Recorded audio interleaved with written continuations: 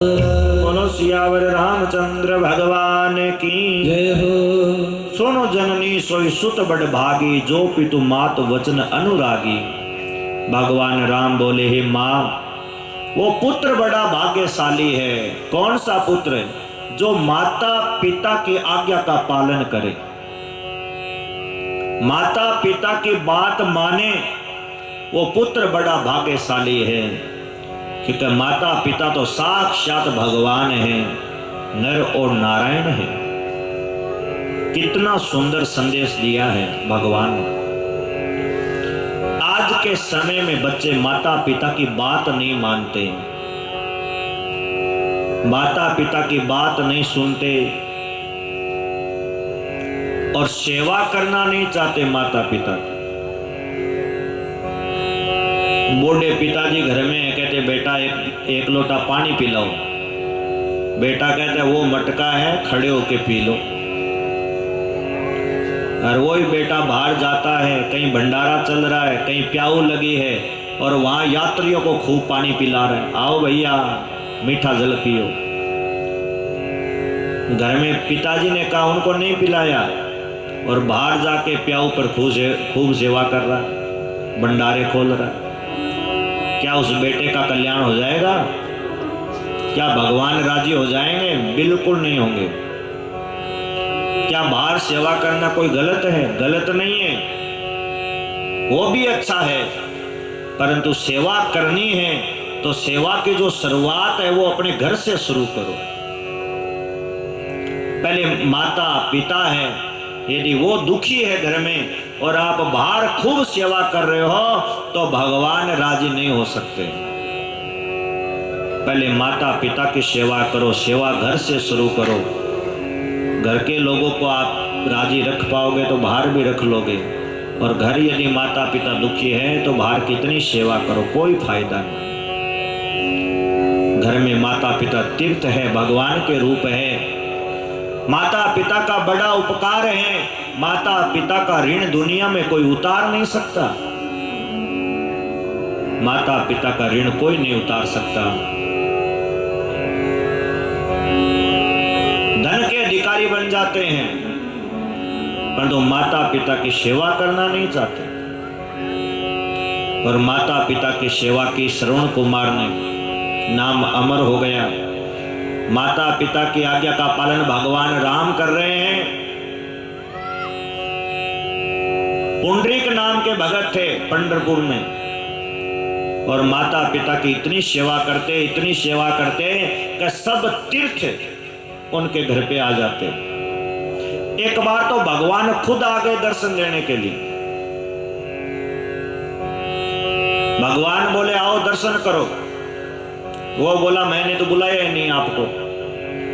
आपने तो नहीं बुलाया, आप माता पिता के भगत हो, सेवा करते हो माता पिता की, इसलिए भगवान बोले, मैं प्रसन्न होके खुद आया हूं दर्शन देने तेरे पास। तो पुंडरीक क्या बोला? वो बोला, प्रभु माता पिता की सेवा से प्रसन्न होके आप दर्शन देने आए हो, अभी मैं उन्हीं माता पिता की सेवा में लगा हूं, इसलिए मेरे पास समय नहीं है आपके दर्शन करने के लिए। यदि आपको समय हो तो एक ईंट है वो पीछे फेंक दी। समय है तो ये मेरे पास आसन ईंट का ही है, इसके ऊपर खड़े रहो, और समय नहीं है तो आप जा सकते हो। भगवान उसके ऊपर खड़े रहे। कमर दुखने लग गई तो कमर पे भगवान ने हाथ लगा लिए, खड़े रहे। उसने पहले माता पिता की सेवा की और फिर बाहर आके भगवान का दर्शन किया। भगवान बोले, वर मांगो, क्या चाहिए? तुमने माता पिता की सेवा की है, प्रसन्न होके मैं आया हूं, वर मांगो। वो बोला, प्रभु मैं ये चाहता हूं, आप जिस रूप में अब ईंट के ऊपर खड़े हो, मैं चाहता हूं कि आप ऐसे खड़े रहो और दुनिया को दर्शन देते रहो। भगवान बोले, ठीक है, मैं ऐसे खड़ा रहूंगा। आज भी भगवान पंढरपुर में खड़े हैं और दुनिया जाती है और उनका दर्शन करके आती है। आज भी भगवान वहां खड़े हैं। माता पिता के भगत को भगवान आ गए दर्शन देने के लिए। परंतु आज देखा जाए तो जगह जगह वृद्धाश्रम खुल रहे हैं। ये हमारे देश के ऊपर बहुत बड़ा कलंक है। पहले हमारे देश में वृद्धाश्रम नहीं होते थे, माता पिता को भगवान मान के घर में रखते थे, सेवा करते थे। आज जो वृद्धाश्रम खुल रहे हैं ना, ये ठीक नहीं है। घर में बूढ़े माता पिता है तो घर की शोभा है, दादी दादा है तो घर की शोभा है, धन के अधिकारी बन जाते हैं। एक आज हम बैठे हैं, माता पिता का बड़ा उपकार है। माता पिता के चरणों में प्रातः काल उठ के प्रणाम करो, नमन करो, वंदन करो, क्योंकि माता पिता साक्षात इस धरती के ऊपर भगवान है। माता पिता से बड़ा कोई नहीं है। माता पिता को रोज नमन करो। किस प्रकार से कहते हैं? मात पिता प्रभु गुरु चरणों में प्रणवत बारंबार, हम पर किया बड़ा उपकार, हम पर किया बड़ा उपकार। हरि मात पिता गुरु प्रभु चरणों में प्रणवत बारंबार, हम पर किया बड़ा उपकार, हम पर किया बड़ा उपकार। मात पिता प्रभु गुरु चरणों में प्रणवत बारंबार, हम पर किया बड़ा उपकार, हम पर किया बड़ा उपकार।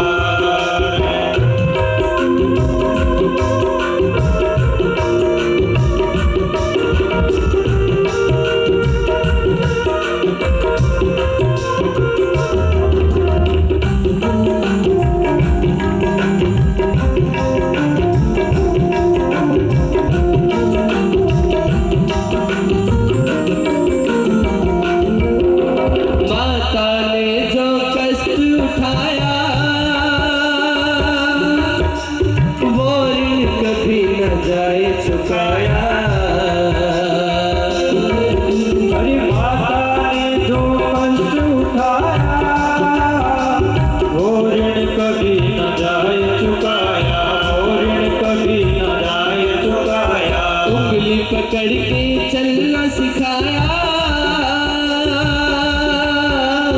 ममता की दी शीतल छाया, शीतल को जिनकी गोद में पलकर, हाँ जिनकी गोद में पलकर हम कहलाते होशियार, हम पर किया बड़ा उपकार, हम पर किया। पिता ने हमको योग्य बनाया, कमा कमा कर अन्न खिलाया। पिता ने हमको योग्य बनाया, कमा कमा कर अन्न खिलाया, कमा कर अन्न खिलाया। पढ़ा लिखा गुणवान बनाया, जीवन पथ पर चलना सिखाया, जीवन पथ पर चलना सिखाया। जोड़ जोड़ अपनी संपत्ति का, जोड़ जोड़ अपनी संपत्ति का बना दिया हकदार, हम पर किया बड़ा उपकार, हम पर किया बड़ा उपकार। मात पिता प्रभु गुरु चरणों में प्रणत बारंबार, हम पर किया बड़ा उपकार, हम पर किया बड़ा उपकार। माता पिता का ऋण कोई चुका नहीं सकता। शरीर की चमड़ी के जूते बना के और माता पिता को पहना दो तो भी उनका ऋण कोई नहीं चुका सकता, तो भी उनका ऋण कोई चुका नहीं सकता, क्योंकि शरीर भी तो माता पिता की देन है। दो बालक पढ़ाई करते थे, पढ़ाई पूरी हो गई, दोनों बैठे बातें कर रहे थे, भैया पढ़ाई पूरी हो गई तुम क्या करोगे? एक बालक बोला अब तो मैं खूब धन कमाऊंगा, बिजनेस खोलूंगा। दूसरा बालक, उसकी माँ पास में खड़ी थी, वो बोला पढ़ाई पूरी हो गई, अब मैं मेरी माँ का ऋण उतारूंगा। माँ ने मेरी बहुत सेवा की और अब मैं माँ का ऋण उतारूंगा। माँ पास में खड़ी सुन रही थी, मेरा बेटा मेरा ऋण उतारेगा। शाम का समय हुआ, माँ बोली बेटा मेरे पास में सो जा, मेरे साथ में। बेटा माँ के साथ में सो गया जब भी उसको नींद आती माँ जोर से मारती हाथ की, कभी पैर मारती कभी हाथ मारती। पूरी रात माँ ने अपने बेटे को सोने नहीं दिया। वो तो परेशान हो गया। माँ 4 बजे जगी। बेटे ने सोचा अब माँ खड़ी हो गई, अब मैं आराम से सोऊंगा। जैसे नींद आई तो माँ ने ठंडा पानी डाल दिया अपने बच्चे के ऊपर। ठंडा पानी डाला, पानी ठंडा था, बेटा गर्म हो गया। माँ है या दुश्मन, पूरी रात तूने मेरे को नींद नहीं लेने दी, पूरी रात तूने सोने नहीं दिया, कभी हाथ मारती है कभी पैर मारती है, अब नींद आई तो ठंडा पानी डाल दिया। माँ बोली बेटा बस बस, तू तेरे मित्र को कह रहा था मैं मेरी माँ का ऋण उतारूंगा, अभी तो एक रात का ही ऋण नहीं उतरा। ऐसी पता नहीं मैंने कितनी रातें गुजारी हैं बेटा। मैं गीले में सोती थी और तेरे को सूखे में सुलाती थी, अभी तो एक रात का ऋण नहीं उतरा। बेटा चरणों में गिर गया और बोला माँ इस जन्म में मैं तेरा ऋण कभी नहीं उतार सकता, इस जन्म में तो कभी उतार नहीं सकता।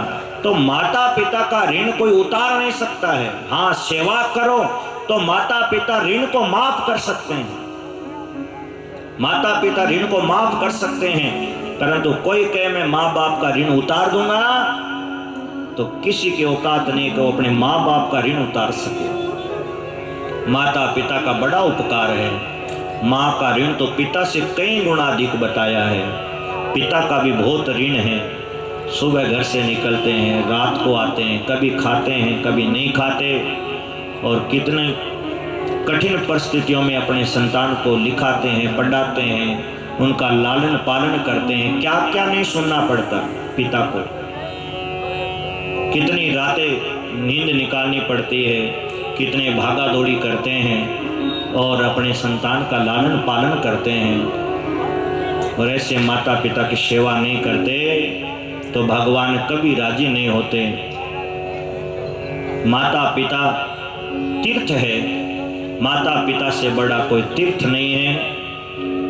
धन्य है माताओं बहनों भाइयों, जो कथा के हमारे मुख्य यजमान संग्रामाराम जी और इनके जो पिताजी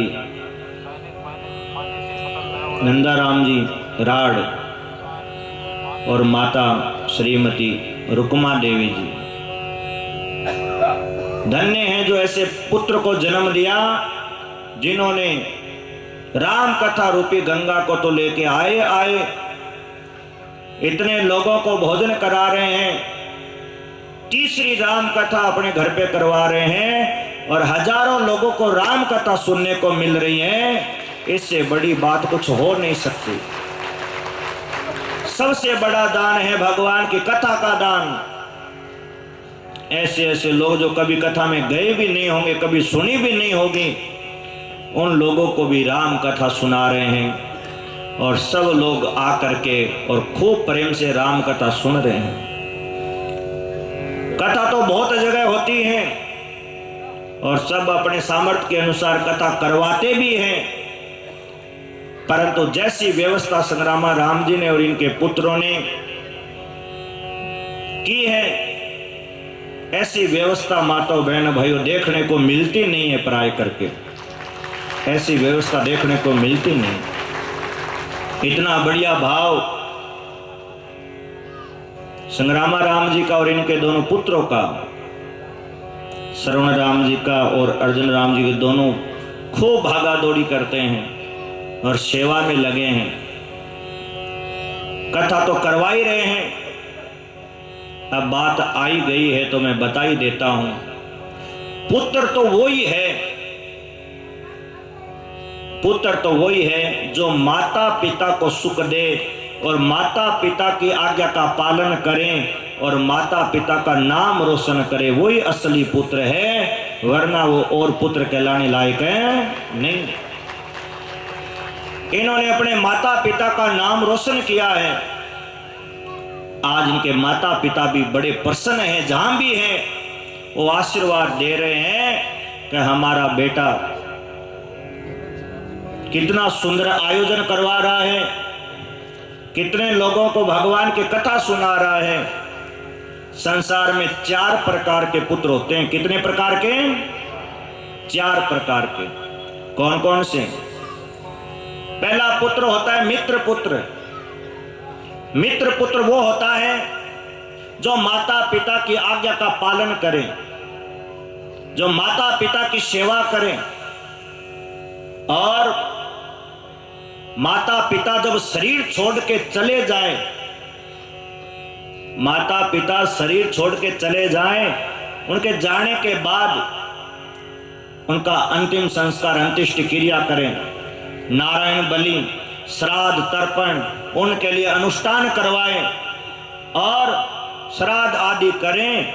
ऐसा जो पुत्र होता है, जैसे हमारे संग्राम राम जी, ऐसे पुत्र होते हैं, उसे मित्र पुत्र कहते हैं। मित्र पुत्र जो माता पिता की सेवा करें और माता पिता के जाने के बाद भी माता पिता को सुख दें, उस पुत्र को मित्र पुत्र कहते हैं। भाइयों, इतना बड़ा प्रोग्राम संग्राम राम जी करवा रहे हैं, तीसरी कथा हो रही है, और कथा तो हो ही रही है, परंतु कथा तो देखो, हमारा तो यही काम है, हर 7वें दिन गांव बदलते रहते हैं, कथा चलती रहती है, जगह जगह जाते हैं, हर गांव में जाते हैं, जो कथा करवाते हैं अपनी ओर से सब अच्छी करवाते हैं, परंतु जैसी कथा संग्राम राम जी ने करवाई है और जितना बड़ा योगदान इन्होंने गौशाला में दिया है, ये मेरे जीवन की तो ये पहली कथा है, और का पता नहीं। कथा करते लगभग 15 साल कम से कम तो हो ही गए। जीवन की मेरी दूसरी कथा अनेसरिया में थी, आपके क्षेत्र में अनेसरिया गांव है ना पास में, अनेसरिया में रामचंद्र जी उनकी धर्मपत्नी आज आई है, उन्होंने घर पे करवाई थी। उनकी बेटी भगवती हैं जो अभी जयपुर रहते हैं, उनके भाई प्रकाश जी भी आए हुए हैं कथा में, तो इन्होंने जीवन की दूसरी कथा करवाई थी मेरी। आज कथा करते लगभग मेरे को 15 साल हो गए। बड़ी बड़ी कथाएं संस्कार चैनलों पे भी हुई, बड़े बड़े पंडाल भी लगते हैं, भीड़ भी बहुत होती है, पर जैसी गौ सेवा संग्राम राम जी ने की है, ऐसी गौ सेवा आज तक किसी कथा में नहीं हुई। पर्सनल कथा करवा के, पर्सनल अकेलो ने कथा करवा के इतनी बड़ी गौ सेवा आज तक नहीं हुई। ऐसे तो सामूहिक बड़े बड़े गांव मिलके करवाते हैं तो बहुत सहयोग आता ही है, परंतु एक आदमी कथा करवाए और अकेला आदमी इतनी बड़ी गौ माता की सेवा करें, ये आज तक देखने को नहीं मिला। और 3-3 ट्रैक्टर इन्होंने गौशाला में दान किए हैं। जोर से ताली बजाओ। ये जो खड़े हैं ना, मैं कैमरामैन से कहूँगा कि आप दिखाइए, वैसे तो दिखाई रहे हैं, चल ही रहा है और आप सब देख रहे हो। जो यूट्यूब के माध्यम से दूर दूर से लोग भगत है वो कथा सुन रहे हैं, इस प्रोग्राम को देख रहे हैं, सूरत से भी भगत देख रहे हैं, जगह जगह सरदार शहर, बीकानेर, जगह जगह से कई गांव से जहां जहां प्रोग्राम हुए हैं भगत देख रहे हैं। ऐसे यजमान क्या कथा में तो दिल खोल के खर्चा कर ही रहे हैं, पर तो गौ माता की सबसे बड़ी सेवा इन्होंने की है। जननी जने तो भगत जन याद आता या सूर, और नहीं तो रे जो बांझ डली मत गवाइयो नूर। पुत्र का जन्म हो तो ऐसे कितना बड़ा योगदान इन्होंने गौशाला में दिया है जिसका कोई वर्णन कर नहीं सकता। पहली बार मैं कथा पंडाल में 3-3 ट्रैक्टर देख रहा हूं नए। ऐसे तो देखो मैं बताता हूं कि अभी लगभग 20 दिन हुए होंगे, अभी घड़सी से कथा थी, 2 गांव की, करनीसर घड़सी से 2 गांव ने मिलके कथा करवाई। वहाँ 3000 बीघा गोचर भूमि है वहाँ गौशाला के लिए। वहाँ किसी भगत ने एक नया ट्रैक्टर दिया कथा में, जैसे ये खड़े हैं तीनों, ऐसे ही नया ही लेके आए। अब पीछे मैं 3-4 कथा करके आया हूँ, सभी गौशालाओं में थी। वैसे तो गौ माता सब एक जैसी है संतों के लिए, फिर भी जहाँ गौशाला में मैं कथा करता हूँ और वहाँ जो योगदान आता है तो उसी गौशाला में दे देते हैं। हमारी जो गौशाला के सुपीरी है उसमें योगदान कोई % भी नहीं रखते और हम बोलते भी नहीं। हम कहते चलो आपकी गौशाला हमारी एक जैसी है, गायों की सेवा हो तो वहां से जितना सहयोग आता है वो वहीं दे देते हैं। कई कथाएं हो गई, आगे भी लगभग सभी, अभी इसके बाद भी कुमसरा है, कांगड़ है, तो वो भी सब गौशाला में है। तो वहां से तो सहयोग हमारी गौशाला में आता नहीं, क्यों जहाँ कथा करता हूँ जिस गौशाला में, वहीं वो पूरा सहयोग है। थोड़ा बहुत कुछ उनकी इच्छा होती है तो देते हैं, वो अलग बात है, परंतु सहयोग वहीं रहता है। कई लोग कहते हैं महाराज जी फिर आपकी गौशाला कैसे चलेगी, 350 गौ माता है, नई गौशाला है, आप तो कथा करते हो गौशालाओं में, वो सहयोग तो वहीं रख लेते हैं, आपको कुछ गौशाला में देते नहीं। मैंने कहा भाई सब गौ माता की सेवा ही है, ठीक है, इस शरीर से जहाँ जहाँ हो रही है बढ़िया है। जब गढ़सीसर में कथा थी, किसी दानदाता ने ट्रैक्टर दिया, मेरे मन में जो भाव आया मैं वो बता रहा हूँ। वहाँ ट्रैक्टर दिया तो मेरे मन में भी आया कि अपनी गौशाला में भी ट्रैक्टर आता तो बहुत बढ़िया रहता। मन में आया, क्योंकि वो तो गौशाला के लिए कथा थी तो मैं कुछ बोला नहीं। मन में आया कि कोई दानदाता कभी कोई दे तो अच्छी बात। वो केवल मन में आया, आज से 20 दिन पहले वहां नया ट्रैक्टर आया था इसलिए। और जब यहाँ कथा करने के लिए आए, यहाँ की व्यवस्था देखी तो मेरे मन में आया कि संग्राम राम जी इतना बड़ा प्रोग्राम करवा रहे हैं, इतने रुपए लगा रहे हैं कथा में। मैंने सोचा इनको लास्ट दिन, मैंने अभी तक कुछ बोला, मैंने सोचा लास्ट दिन मैं इनसे कहूँगा कि कम से कम हमारी गौशाला में 51,000 की तो रसीद कटवा ही लो। हाँ, कम से कम मेरे मन में आया कि लास्ट दिन मैं इनको बोलूँगा कि आप कथा में आपने इतना धन लगाया तो 51,000 रुपये तो हमारी गौशाला में दे दो, नई गौशाला है। वो लास्ट दिन की बात थी और मैं पहले कह देता तो मेरी गलती होती, क्यों मैं कम मांगता। 51 से ऊपर मैं बोलता नहीं, मेरे लिए तो 51 बहुत है। वही इतना धन यहाँ ये लगा रहे हैं तो अधिक मांगना भी ठीक नहीं। मैंने सोचा भाई 51,000 की तो ये रसीद कटवा ही लेंगे। अब मेरे को क्या पता है ये इतना बड़ा धमाका ही कर देंगे हैं। तो अब देखो इन्होंने 3 ट्रैक्टर गौशाला में दान लिए हैं। ट्रैक्टर तो दिए ही हैं, इनका जो योगदान है वो भी मैं बता देता हूं। 5 साल में इन्होंने हजार रुपए करके और कथा के लिए इन्होंने अलग निकाल के रखे थे कि कथा करवाएंगे, इसमें धन लगाएंगे। पूरी रकम हुई 18,50,000 रुपए।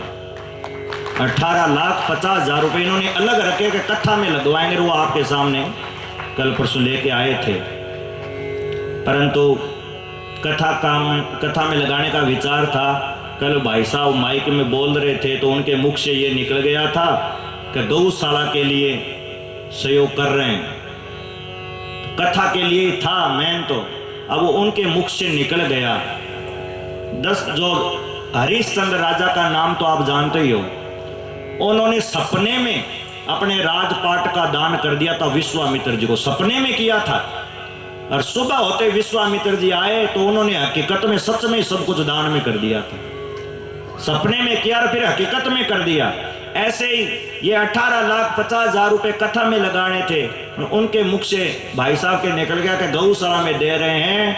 तो इन्होंने, इनके पुत्र ने विचार किया कि अब गौ माता का नाम आ ही गया है तो ये कथा में नहीं लगाएंगे, ये पूरे के पूरे गौशाला में ही लगाएंगे। अब गौ माता की बात आई गई तो अब तो पूरे गौशाला में लगाएंगे। हम गए थे सालासर बाबा के दर्शन करने, यहाँ गाड़ी से उतरते बाबा ने पर्चा दे दिया। संग्राम राम जी ने बुलाया और बोले महाराज ट्रैक्टर देना चाहते। मैंने कहा ये तो बहुत अच्छी बात है। तो एक ट्रैक्टर तो 3 ट्रैक्टर ये खड़े हैं। हमारी जो केशोप्रिया गौशाला हरदेसर है, जिला चूरू, तहसील भानीपुरा, उस गौशाला में 1,51,000 रुपए और एक नया ट्रैक्टर भेंट कर रहे हैं। जोर से ताली बजाओ। 1,51,000 रुपए नगदी और एक ये नया ट्रैक्टर। और दूसरा ट्रैक्टर श्री कृष्ण गौशाला गौसदन सेवा समिति जसवंतगढ़ की गौशाला में 51,000 रुपए और एक नया ट्रैक्टर भेंट कर रहे हैं। और तीसरी जो वीर तेजा वृंदावन धाम गौ सेवा समिति सुनारी, यजमान जी के धर्मपत्नी है ना, इनके पियर में 51,000 रुपए और एक ट्रैक्टर भेंट कर रहे हैं। जोर से ताली बजाओ। तीनों गौशाला में 3 ट्रैक्टर हैं और श्री बबूता सिद्ध गौशाला समिति कुसुम्बी उसमें 51,000 रुपए और दे रहे हैं। और मकर संक्रांति के दिन 31,000 रुपए की गौ माता के लिए स्वामणी दे रहे हैं साईं बाबा मंदिर के पास जो गौशाला है उसमें। कुल मिलाकर के 21 लाख रुपए का सहयोग इन्होंने किया है। जोर से ताली बजाओ इनके लिए। 21 लाख रुपए इन्होंने गौ माता की सेवा में लगा दिए। संग्रामाराम जी ने इनके दोनों पुत्रों का बड़ा ही भाव है और माता पिता की आज्ञा का पालन करते हैं। बड़ा ही सरल इनका स्वभाव। श्रवण राम जी और अर्जुन राम जी और इनके जो संग्रामाराम जी इनके जो पुत्र है वासुदेव राड और संध्या राड, बहुत ही अच्छा परिवार है। मैं इनके लिए जितना कहूँ उतना ही कम है। कितने ही कुछ भी कह दो शब्द ही कम पड़ेंगे। जैसे हनुमान जी महाराज ने बड़े बड़े काम किए, लंका में गए, आग लगाई, सीता का पता लगा के आए। राम जी बोले हनुमान मैं कभी उऋण नहीं हो सकता, मैं सदा ऋणी ही रहूंगा। ऐसे हम भी संग्रामाराम जी के ऋणी ही रहेंगे, कभी उऋण नहीं हो सकते। जिन्होंने इतना बड़ा गौ माता की सेवा की है, गौ माता का आशीर्वाद, भगवान का आशीर्वाद इस परिवार के ऊपर बना रहे और खूब अन्न धन के भंडार भरे रहे और किसी भी चीज की कमी न आए। इसी प्रकार ये गौ माता की सेवा में और भगवान की सेवा में और अतिथियों की सेवा में लगे रहे और भगवान के इस परिवार के ऊपर खूब कृपा बरसे। इतनी बड़ी सेवा 21 लाख रुपए का सहयोग इन्होंने कथा में गौ माता की सेवा में लगाया और 3-3 ट्रैक्टर गौशाला में दान दिए। इतना बड़ा प्रोग्राम है, इसमें भी बहुत खर्चा लग रहा है, फिर भी ये कह रहे हैं महाराज भगवान का दिया हुआ है, तेरा तुझको अर्पण क्या लागे मेरा। ये तो मास्टर जी यहाँ कुछ बोलने के लिए आए हुए हैं, वो भी बोलेंगे। हाँ। सियावर रामचंद्र की, सियावर रामचंद्र की। वांछा कल्पतरुभ्यश्च कृपा सिंधुभ्यैव च पतितानां पावनेभ्यो वैष्णवेभ्यो नमो नमः। अनंत कोटि वैष्णव वृंद की जय। जहां पर संतों का आगमन और जहां पर संतों का आशीर्वाद होता है वहां पर असंभव भी संभव हो जाता है। इसलिए जहां जहां वैष्णव भक्तों के, भगवान के भक्तों के चरण पड़ते हैं वह धरती पवित्र होती है। वहां सुनने वालों के, वहां रहने वालों के मन मस्तिष्क पवित्र होते हैं और श्रेष्ठ से श्रेष्ठ काम, अच्छे से अच्छे काम वहां चुटकियों में हो जाते हैं। यह एक बहुत बड़ा उदाहरण है। जसवंतगढ़ में बहुत सारे व्यापारी बंधु हैं जो यहाँ रहकर, इस धरती पर ही रहकर जसवंतगढ़ के और आसपास के क्षेत्र से ही अपना रोजगार कर रहे हैं। उनमें एक श्रेष्ठ पुरुष सौभाग्य से जसवंतगढ़ के बीच में है, हमारे यहाँ विराजमान हैं आदरणीय श्री राहड़ साहब, संग्रामाराम जी राहड़। एक ऐसे व्यक्तित्व है मेरे जीवन में, मैंने देखा कि जसवंतगढ़ में रहकर, यहाँ रहकर बिजनेस करना और इनसे विनम्र आदमी, इनसे नम्रतापूर्वक व्यवहार करने वाले व्यक्ति मैंने तो अपने जीवन में नहीं देखा है। इतने विनम्र, इतने शांति प्रिय व्यक्ति। और पिछली बार 2020 में अपने बीच में यहाँ कथा हुई थी और कथा प्रांगण में ये घोषणा हुई थी, 17 बीघा जमीन गौशाला के लिए दी थी इन्होंने। देखिए, अच्छी बातों को हमेशा याद रखना चाहिए। और आज जो महाराज ने अभी इनके बारे में पूरी बात बता ही दी है, और जो तरीका, एक फार्मूला संग्रामराम जी ने हम सबको दिया है। इन्होंने हर दिन 1000 रुपये बचाए और अलग रख दिए गौशाला के लिए, गायों के लिए। कितनी बड़ी बात है। क्षमता हम सब में है, 1 रुपये से लेकर 1000 लाख जितने भी हम कर सकते हैं, अपनी अपनी क्षमता के अनुसार गौ सेवा के लिए कुछ बचाना और गायों के लिए कुछ देना, यह सीख आज संग्रामाराम जी ने हम सब के बीच में एक उदाहरण के रूप में प्रस्तुत किया है। मैं एक बार आप सब से, क्योंकि भगवान आपने व्यासपीठ पर विराजमान आदरणीय प्रभु जी ने हम सब से तालियां बजाकर परिवार का मंगल कामना की है, मैं भी चाहूँगा कि हम सब एक बार हरे कृष्ण महामंत्र से इन सब के पूरे परिवार के लिए एक बार मंगल कामना करेंगे। आप सब मेरे पीछे पीछे जोर से दोहराएंगे, हरे कृष्ण कृष्ण कृष्ण हरे हरे, हरे राम राम राम हरे हरे। कथा पीठ पर पहले भी हम सब कथाएं सुनते आ रहे हैं, लेकिन ये अद्भुत दृश्य पूरे जसवंतगढ़ के लिए नहीं, आसपास के पूरे क्षेत्र में एक अलग वातावरण बनाएगा कि वीर तेजाजी के असली वंशज हमारे बीच में है और इस प्रकार से गौ सेवा का कार्य इन्होंने किया है। इस परिवार के लिए जितने शब्द मेरे पास है, मेरे साथ ऐसी कोई सीमा नहीं है कि मैं उनके शब्दों में इनका बखान कर सकूं। जो काम तेजाजी महाराज ने किया था उसी काम को, गौरक्षा के काम को आज इन्होंने ये बढ़ाया है। ये एक एक ट्रैक्टर गौशाला की रीढ़ की हड्डी बनेगा। वहाँ कितनी बार गौशाला में अगर आप खड़े रह के देखें, जसवंतगढ़ की गौशाला में मैं भी वहाँ जाता हूँ तो देखता हूँ कि ट्रैक्टर बहुत अधिक उपयोग में आता है। और ऐसा काम ट्रैक्टर के द्वारा बार बार ट्रैक्टर को मंगाना गौशाला के लिए आर्थिक रूप से भार भी पड़ता है। जब गौशाला खुद सस्टेन है, खुद के ऊपर आर्थिक रूप से निर्भर होगी, तो ऐसी जोरदार सेवा हमारे संग्रामाराम जी ने की है। एक बार फिर जोर से हम जयकारा लगा करके इनका स्वागत करेंगे, अभिनंदन करेंगे। श्री रामचंद्र की। बहुत ही सुंदर। और देखो, गौशाला में चारा ऊपर करने के लिए बड़ी समस्या रहती है, दूर दूर से लोडर आदि बुलाने पड़ते हैं, खर्चा भी बहुत लगता है। पर तो ये ट्रैक्टर जो संग्रामाराम जी ने 3 दिए हैं, तीनों में ऐसी सुविधा है कि आगे इसके वो लोडर लग जाएगा और इसके द्वारा ही चारा ऊपर करो, सेवा करो, करावा लगाओ, चारा डालो, सब सेवा होगी। ऐसे ये ट्रैक्टर हैं, इनमें आगे लोडर भी लग जाएगा, ऐसी सुविधा है। तो मैं यजमान जी से, संग्रामाराम जी से कहूँगा, आप मंच पे आइए, थोड़ा आप अपने जीवन के विषय में। प्रणाम करते हुए शंकरदास जी महाराज को प्रणाम करती हूँ।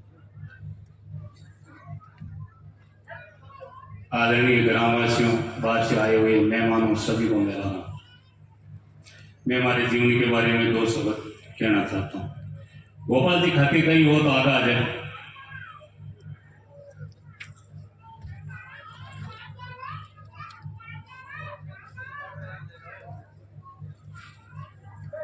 मैं पहली कसम में रहता था, 2006 में जसवंतगढ़ आया और हमारे माता पिता एकदम सीधे साधे आदमी थे, एकदम अनपढ़ थे। कल बाबा जी ने बताया ना, अंगूठा तहसील में अंगूठा साहब थे और 6 बहनें 1 भाइयों, 1 धर्म बहन है, 7 हो गई। तो सबका सम्मान बराबर है। और ऐसे थे मेरे पिताजी, अपना टिफिन दूसरे को खुआ करके खुश रहते थे हमेशा करके। कोई नई बात बनाने वाले नहीं है। जो गांव से आए वो इतिहास के बारे में जानते हैं लगभग। और एक दिन मुसीबत के मान में यहाँ से मजदूरी करने के लिए दूसरे गांव का विचार कर लिया। तो यहाँ से जयपुर गया, धौलपुर गया, धौलपुर से झांसी पहुँच गया। झांसी में 1-2 रात बिताई और स्थिति देखते हुए मन में ऐसी आई कि इस कमाने और जीने से तो मरना ही भला है। दूर मर जाएंगे तो घरा संसार कैसे होंगे। 97 की साल के मान कोई मोबाइल की व्यवस्था नहीं थी, लाइन वाले फोन थे।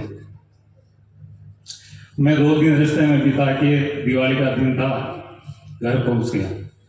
और घर पहुंचने से पहले झांसी से ट्रेन में चढ़ा तो ट्रेन की खिड़की में एक किताब बड़ी चाणक्य की लिखी हुई कि इस जन्म में कर्जा लिया हुआ किसी ने किस जन्म में कर्जा चुकाना ही पड़ेगा। तो मैं दाता मैं क्या कर्जे के चक्कर में कर रहा, क्योंकि 97 की साल के मैं 693 साबुन, एक 50 पैसा की कमी होने के कारण पूरे गांव में 693 साबुन नहीं मिली और 97 में 7 लाख रुपये मात्र हो गए थे। किस कारण हुए? विश्वास के कारण। पिताजी अनपढ़ थे और मैं मेरा काम करता रहा, ध्यान ही नहीं दिया। ऐसे करते करते गांव वाले सब मुंडा फेरने लगे। तो धीरे धीरे धीरे धीरे दिन बीतने गई, स्थिति डाउन होती गई। लेकिन इस स्थिति के में मेरी धर्मपत्नी ने कोई हल्का शब्द नहीं किया कभी कि मैं किसके पीछे आ गई, एकदम आराम से।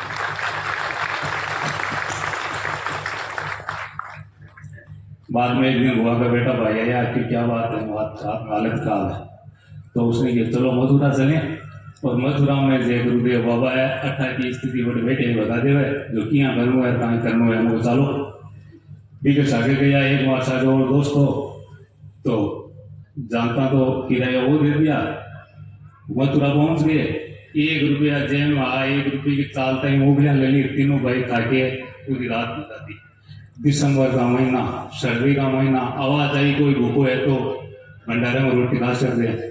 मन माँ की हिम्मत ही को नहीं तो थाली ले बैठने की। तीनों रात बिताई। सुबह बाबूजी 4:30 बजे आए। भाई बर्बाद करने वाली बात है, 4:30 बजे बर्बाद करी हुए, 5 बजे तो कोई नहीं आवे। 10 बजे बाबूजी निकले, 8 बजे में उठे, गेट पर खड़े रहे। 10 बजे बाबूजी आए, हमारे से पीछे एक औरत थी, वह क्या पूछा मन ध्यान नहीं। एक छोटी मारुति का मान बाबूजी आए, आप चला रहे थे, बस साइड में हुई। मैं बाबूजी को जाके प्रणाम किया, क्यों बोल बच्चा, मगर स्थिति बहुत डाउन है, घर ऐसे का कर्जे से गिर गया है, कोई कमाने वाला साधन नहीं है, बूढ़े माँ बाप है, क्यों बच्चा कर्म करो, ट्रैक्टर ले लेना। अब ट्रैक्टर ले तो बेटा ले, बच्चों से हम हाथ घाल जी, बच्चों जी क्या ले रहे यही करेगी। थोड़े दिन और बीते बीते बीते चर्चा बढ़ गई। चर्चा बढ़ते बढ़ते शास्त्र वालों ने मोल करके एक टेक दे दिया। रुपया था दिया जी तो उन्होंने डेढ़ा चुकाना पड़ा कि ब्याज तो लगी है। और वो टेक ऐसे टाइम का या शनिवार का दिन आ और मैं लेके आ गया, इतना शर्मिंदा हो गया कि टेक गांव में और घर में कैसे पड़े। गोपाल जी खाती के घर ले जाके मैं डाल दिया। गोपाल जी से हमारे 90 से दोस्ती है, आज भी बेसी है। 90 में घर आया भी दिन भी मन सेठ गयो, और आज भी सेठ गए मैं जो वचन कह दिया वो कह दिया।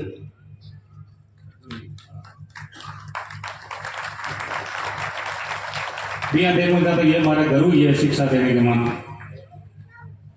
क्या हो क्यों मजाक करो हमें लगी। गोपाल जी की मंजू अपनी बरा की बांधी मारकर आज का पैसा भी निकाल दिया। गोपाल जी खुला पैसा भी थाली में डाल दिया। मंजू के हाथ भैया पैसा बाज जाए, गोपाल जी के पैसा ही बाज। वही एक आशीर्वाद है और हमारे जीवन में बहुत साथ दिया है। जितना आपका भाई नहीं दे सकता, जितना पराई जाति का आदमी जाति से भलाई खाती हो, हमारे जीवन का साथी है। वाह क्या बात। आज भी वैसा ही व्यवहार है जो 90 में शुरू हुआ ना, वैसा ही। 7 लाख रुपए मांग पड़े हो गए तो मांग पड़े मौका देख देख के घर आते तो नजर से डराते थे कि मेरे से बात कर। सब ने एक एक करके आपके हाथ से चुकाया इसने, एकदम लाइन से। अगर 200 रुपये दिए तो ये 2 रुपया तुम्हारा पे ले और ये 100 का नोट बाद में ले। आज तक कोई आदमी का इतिहास नहीं है कि ब्याज के 2 रुपये बाकी है, और सबको 2 रुपये से ब्याज दिए। वैसे तो मैंने 2.5 और 6 रुपये तक ब्याज दिया हुआ है लोगों को, फिर भी मैं आज इस जगह आपके सामने खड़ा हूँ 6 रुपये ब्याज दे करके। वो भी आदमी है, 6 रुपये लेने वाले भी आदमी नहीं है। वो पाप तो नहीं लगता है, बकसा यार सी बात है, पर वो आदमी का धर्म नहीं है। 2 से ऊपर 2 तो एक साधारण ब्याज है मजबूरी का, और 1.5 रुपये सैकड़ो है साधारण रुपये की गुआड़ी हो जाए, और 1 रुपया सैकड़ा है आगले का सही होकर मित्रता बनी जाए और रुपया पास आ जाए।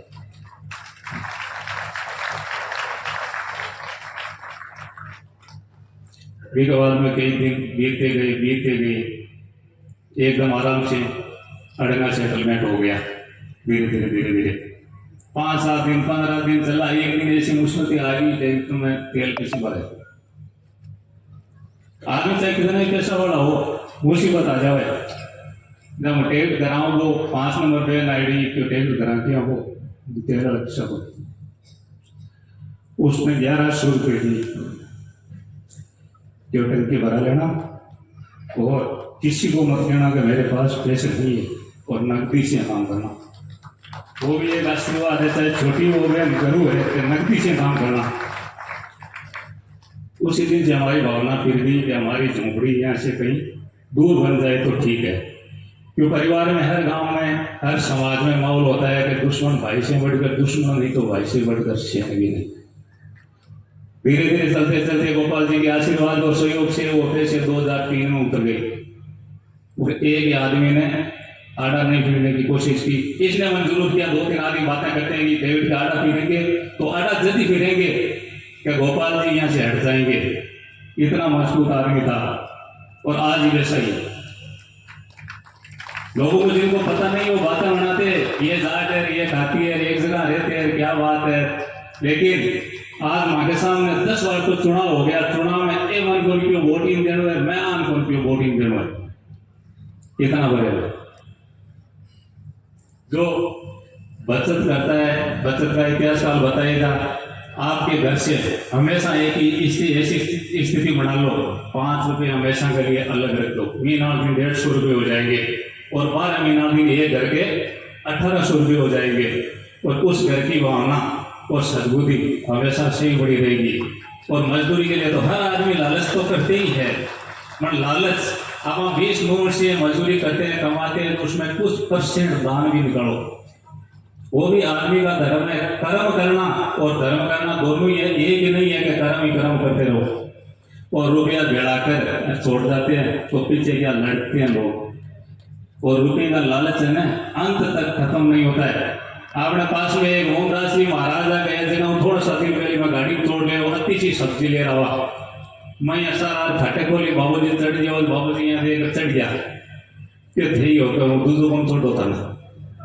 मैं चढ़ता ही पूछे बाबूजी पेंसिल कितनी मिले, नहीं हाथ ले काई मिले वो ठीक है, बताओ तो ठीक है, नहीं थी थे जानो कि 60,000 रुपये सब्जी ले पाव 3 नंबर रहे और रुपये मिले 60,000 रुपये सब आते रह गया। 2 महीना बाद मान लोग ले गया। जो वैसी आमदनी और पैसा बेड़ा करेड़ा भी लाल परिवार की सद्बुद्धि टाउन हो जाओ।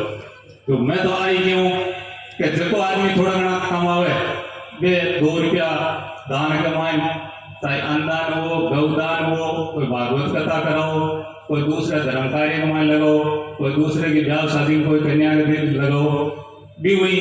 और सागे साल ने बॉर्डर में भी आगे की आई है, बाकी से अठी रही थी। जो दुश्मन है वही बोले को नहीं, जो लास्ट टाइम तो कोई हार हाथ लगा ले, क्योंकि देख लेनी सागर की कौन सा है। देखो सगड़ा है, ध्यान रखो कि 2 रुपया कमाना और बचाना दोनों चीज एक भाईचारा हिसाब में सगड़ा घर के मैं बोतराम बराती ने बताई कि सुबह लड़ लिया, शाम का लड़ लिया, सुबह बतला लिया तो बराबर है। मैं बड़ाई करूं धर्म पत्नी की, मैं भी अता छाना बेचा तक मैं भी लड़ा,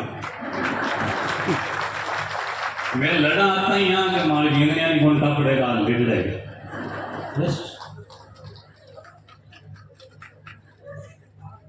और बचत तो हर आदमी निर्माण करनी चीज है। और मारो मेल शिव प्रोपेटी और मूल धन 2 पुत्र बन दो, बस इतना ही। सबकी एक राह है, दिन में कमाते हैं तो हिसाब का हिसाब कर लेते हैं कितना बचा, और सब एक ही लाइन में लगे रहते हैं। एक आदमी कह दिया 100 रुपये कर देना है तो 500 नहीं के मना क्या कोई करना। और हमारे जीवन में मारे लारे आ धर्मपति नहीं होती तो हमारे पर आने कभी लोग उगी जाते आगे से।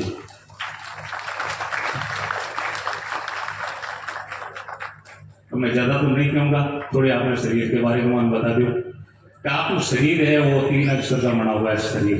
इस शरीर की इज्जत रखने के लिए आप कपड़ा पहनते हैं और कपड़े को इज्जत रखने के लिए साबुन खरीदते हैं। 3 का 3 अक्षर है।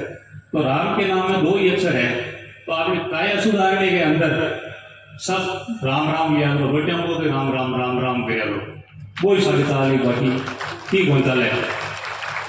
एक माँ के भीगरा हसिया कलडाउन में बैठे है आगे एक मिनकी हमेशा सुबह सुबह मंगवाता, गोपाल जी जाकर जाता पानी का लीटर दूध ले आना। तो गोपाल जी महाराज जी मिनकी मर्जिया ले मोया ब्रह्मती ये क्या न माने मिनकी 2-4 दिन में मर गई, उदास हो सारे बैठ गया। गोपाल जी की मैं कहने क्यों होता है महाराज जी यार मर्जिया ले मोया ब्रह्मती क्यों नहीं मोया जना कौन मरी आ नीचो जना मर गई। देखो कहना वर्ते कि करनाणों में बैठे रहे कि हमारे राम कथा लिखी हुई कोई आगे भी भी सगला गया सका नहीं सगला की भावना राम के प्रति है तो अली के लिए इन कोई टालवाड़ बोले। बच्चे गोपाल जी ने मैंने 4 चीज बताई कि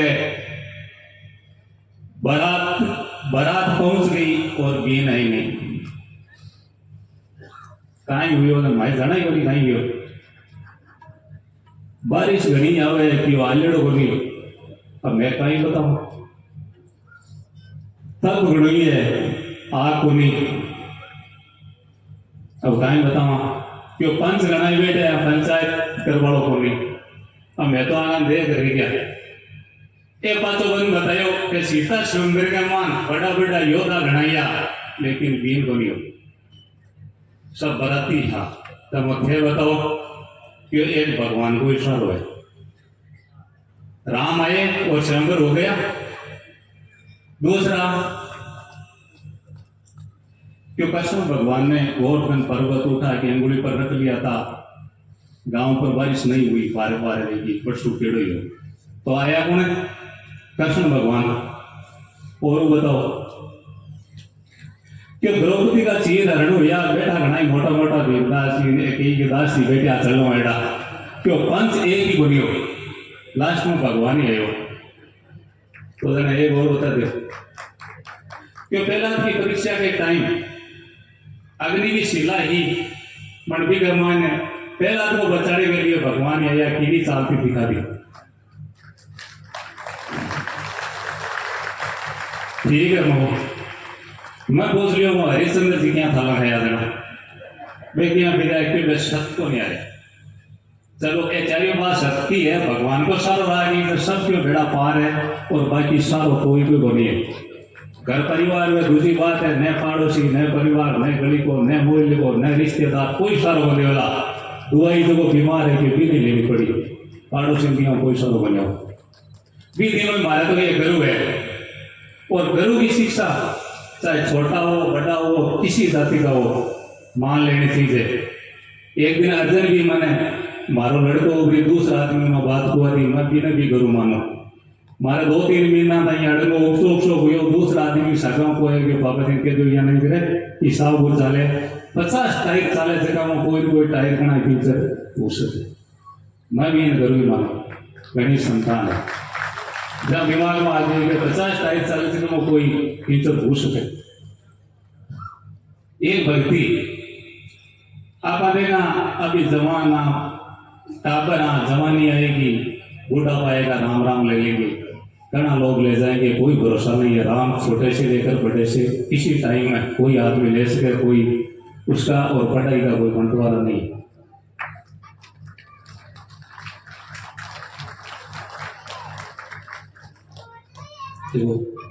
गोपाल जी की मैं जीवन में जितनी प्रशंसा करूं उतनी कम है देखो और मैं एक ही प्रार्थना करूं भगवान से मुझे कभी हे मेरे भगवान मुझे भूल मत जाना और मेरी बुद्धि सद्बुद्धि सही रखना मैं आपको नहीं भूलूं।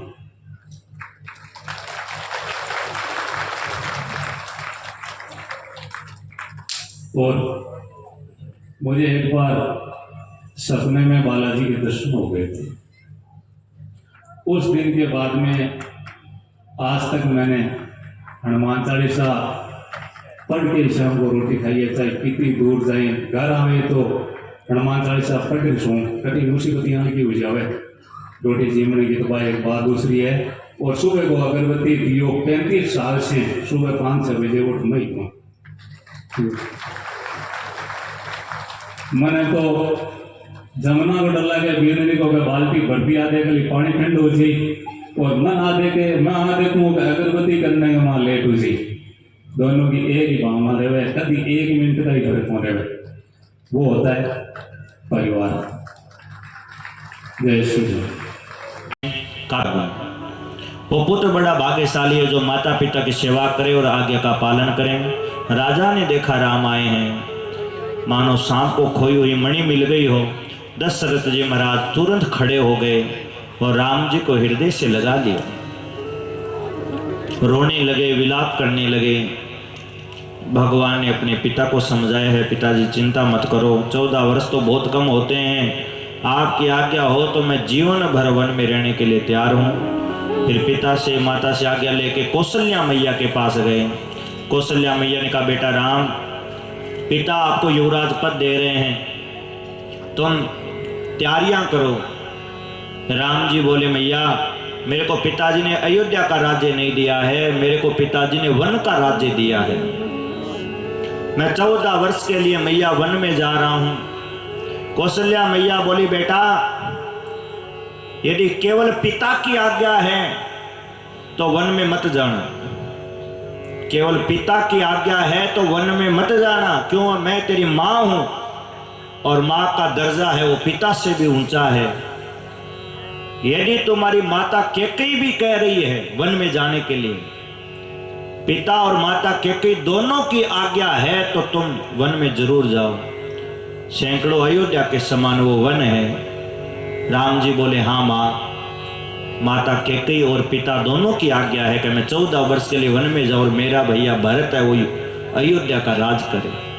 मैया ने आशीर्वाद दिया, ठीक है बेटा, यदि माता पिता की आज्ञा है तो तुम जाओ। सीता जी को पता चला, माता सीता व्याकुल हो गई कि मेरे को अयोध्या में छोड़ के नहीं चले जाएं। माता सीता आई है और बोली, स्वामी आप वन में जा रहे हो तो मैं भी आपके साथ जाऊंगी। राम जी ने सीता जी को समझाया है, तुम यही रहो, सास ससुर इनकी सेवा करना। जंगल में कंकड़ पत्थर कांटे हैं, राक्षस रहते हैं, जमीन पे सोना पड़ेगा, कंद मूल फल खाने होंगे, वृक्षों के छाल पहन के रहना होगा। माता सीता ने कहा, मैं सब कुछ करने के लिए तैयार हूं, आप यदि लेके नहीं गए तो मैं प्राणों को नहीं रख पाऊंगी, प्राणों का त्याग कर दूंगी। तब राम जी समझ गए कि मेरे बिना सीता नहीं रह पाएगी। राम जी बोले, ठीक है, जल्दी चलने की तैयारी करो। अब लक्ष्मण को पता चला तो लक्ष्मण जी व्याकुल हो गए और रोते हुए राम जी के पास आए, कहीं भैया मेरे को छोड़ के नहीं चले जाएं। लक्ष्मण जी बोले, भैया मैं भी आपके साथ वन में जाऊंगा। तब राम जी ने लक्ष्मण को बहुत तरीके से समझाया है, परंतु लक्ष्मण जी बोले, मैं माता पिता और गुरु किसी को नहीं जानता, मैं तो केवल मेरे माता पिता गुरु आप हो, आपके अलावा मेरा और दूसरा कोई नहीं है, इसलिए मैं तो आपका बालक हूं, आप मेरे को ले चलिए, वरना मैं आपके बिना नहीं रह पाऊंगा। राम जी समझ गए लक्ष्मण मेरे बिना नहीं रह सकता। राम जी ने आज्ञा दे दी, लक्ष्मण जाओ, पहले अपनी माँ से आज्ञा लेके आओ। अब लक्ष्मण जी डर गए कि माँ मोह के कारण मना नहीं कर दे, क्योंकि माँ के अंदर तो मोह होता ही है बच्चे के प्रति, परंतु वो भी लक्ष्मण जी की माँ है, कोई ऐसी वैसी माँ नहीं है। लक्ष्मण जी ने जाके प्रणाम किया, माँ सीताराम जी वन में जा रहे हैं 14 वर्ष के लिए, मेरे को आज्ञा दो, मैं भी वन में जाऊं, सीताराम जी की सेवा करूं। तो माता क्या बोली है, पुत्रवती जुवती जग सोई। राम सिया राम जय जय राम। ओ पुत्रवती जुवती जग सोई, ओ रघुपति भर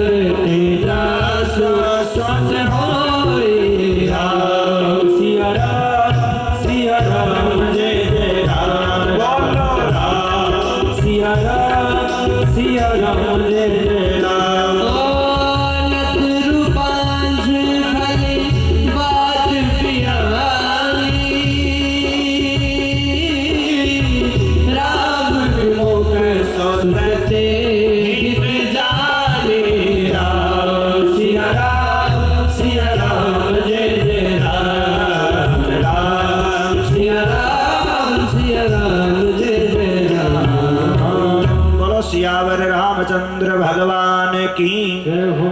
माँ हो सुमित्रा जैसी, माँ हो तो मदालसा जैसी, माँ हो तो मीणावती जैसी। ये है माताएं। क्या कह रही है बेटा? पुत्रवती जुवती जग सोई, रघुपति भक्तु जासु सुत होई। नेत्रो बांझ बलि बाद बियानी, राम विमुख सुत ते हित जानी। संसार में वही स्त्री माँ है जिसका पुत्र राम जी का भगत है, वही माँ है। वरना तो पशु पक्षी है, उनके भी बच्चे हो जाते हैं। बच्चे होना कोई बड़ी बात है नहीं है। माँ तो वो है जिसका बेटा भगवान का भगत है, रघुनाथ जी का भगत है। बेटा तेरे भाग्य से तो राम वन में जा रहे हैं। यदि सीताराम जी वन में जा रहे तो तेरा अयोध्या में क्या काम है? बेटा जा सीताराम जी की सेवा करना। राग रोष ईर्ष्या मद और मोह इनके वश में मत होना। लक्ष्मण जी बोले माँ जब तक मैं जगता रहूंगा तो इनके वश में होऊंगा नहीं। नींद आ गई तो पता नहीं, मैं वचन देता हूं कि 14 साल तक मैं नींद नहीं लेऊंगा, सोऊंगा नहीं, सीताराम जी की सेवा ही करूंगा। 14 वर्ष तक नहीं सोऊंगा। लक्ष्मण जी 14 वर्ष तक सोए नहीं। लक्ष्मण जी ने सीताराम जी की सेवा की। अब आज्ञा लेने के बाद राम जी के पास गए हैं। राजा ने सुमंत्र मंत्री को आज्ञा दी है तुम जाओ और थोड़ी दूर घुमा कर वापिस ले आना। राम लक्ष्मण सीता जी रथ पे बैठ गए। मंत्री जब रथ चलाने लगा, अयोध्या वासियों को ये पता चल गया था राम को वनवास हो गया है। अयोध्या के लोग आ गए, रथ के आगे खड़े हो गए और बोले कि कई को गाली देने लगे, राजा को भला बुरा कहने लगे और बोले राम वन को जाएंगे तो हम भी संग में जाएंगे। अयोध्या वासी कह रहे हैं यदि राम जी जा रहे हैं तो हम भी राम जी के साथ वन में जाएंगे। जैसे राम जी रहेंगे वैसे हम भी रहेंगे। राम जी के चरणों को छोड़ के कहीं नहीं जाएंगे। घर में रह के हम क्या करेंगे? जब राम जी वन में जा रहे हैं तो राम जी के साथ अयोध्या वासी वन में जा रहे हैं। कैसे जा रहे हैं? राम वन को जाएंगे तो हम भी संग में जाएंगे। राम जी के दर्श बिना हम जीना भी न चाहेंगे। ओ राम जी के दर्श बिना हम जीना भी न चाहेंगे। राम वन को जाएंगे तो हम भी संग में जाएंगे। राम वन को जाएंगे तो हम भी संग में जाएंगे। राम जी के दर्श बिना हम जीना भी न चाहेंगे। ओ राम जी के दर्श बिना हम जीना भी न चाहेंगे। जय हो।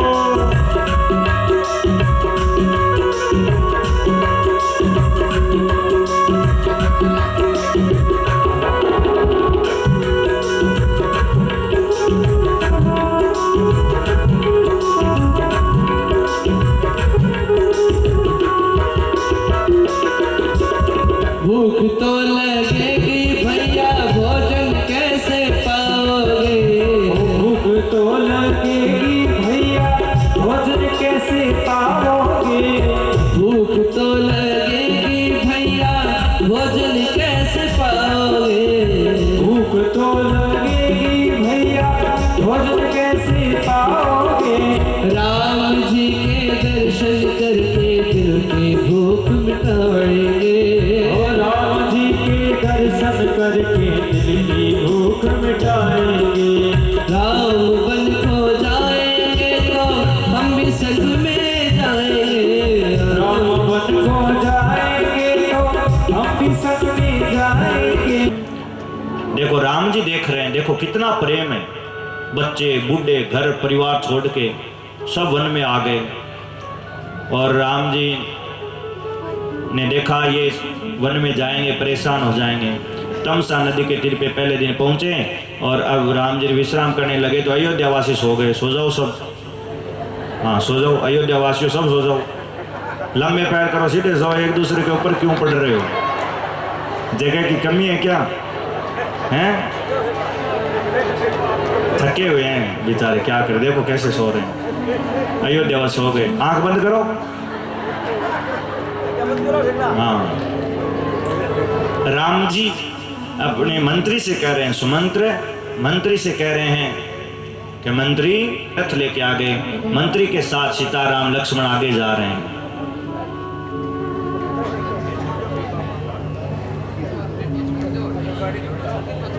और मंत्री रथ लेके आ गए। इस तरीके से रथ चलाया, कहते किसी को पता नहीं चला कि रथ किस दिशा में गया है।